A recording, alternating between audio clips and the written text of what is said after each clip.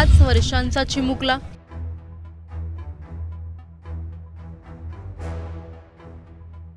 भरधाव गाडी 3 सेकंदात होताचं नव्हतं झालं।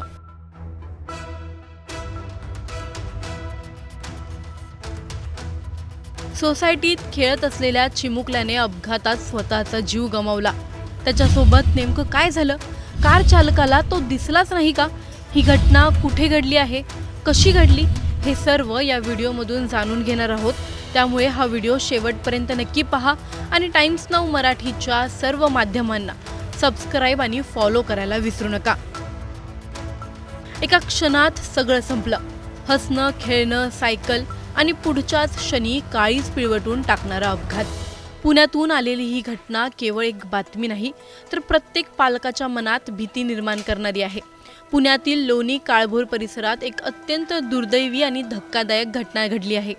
सोसायटीच्या पार्किंगमध्ये सायकल चालवत असलेल्या 5 वर्षांच्या चिमुकल्याला भरधाव कारने चिरडल्याने त्याचा जागीच मृत्यू झालाय। मृत मुलाचे नाव निष्कर्ष आघात स्वामी असं आहे। सोमवारी दुपारी 3:30च्या सुमारास निष्कर्ष आपल्या आजीसोबत सोसायटीच्या आवारात आला होता। नेहमीप्रमाणे तो खेळत होता, सायकल चालवत होता। याच वेळी पार्किंगमधून जाणाऱ्या एका कारने निष्कर्षला जोरदार धडक दिली। अपघात इतका भीषण होता की निष्कर्ष गंभीर जखमी झाला। त्याला तातडीने खासगी रुग्णालयात नेण्यात आलं, मात्र उपचार सुरू होण्याआधीच डॉक्टरांनी त्याला मृत घोषित केलं। या संपूर्ण घटनेचा थरार सीसीटीव्ही कॅमेऱ्यात कैद झाला असून हा व्हिडिओ सध्या सोशल मीडियाला तुफान व्हायरल होत आहे। घटनेनंतर परिसरात एकच शोककळा पसरली। नागरिकांमध्ये संतापाचं वातावरण आहे। निष्कर्षचे वडील आघात नारायण स्वामी यांनी लोणी काळभोर पोलीस ठाण्यात तक्रार देखील दाखल केली आहे। तक्रारीनंतर पोलिसांनी कार चालकाविरुद्ध गुन्हा दाखल केला असून पुढील तपास आता सुरू आहे।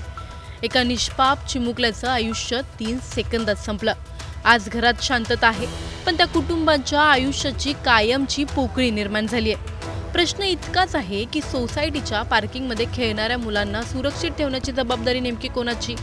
कार चालवताना थोडं थांबणं, आजूबाजूला पाहणं एवढं अवघड होतं का? आणि अशा घटना वारंवार घडूनही आपण अजून किती निष्कर्ष गमावणार? तुम्हाला या घटनेबद्दल काय वाटतं?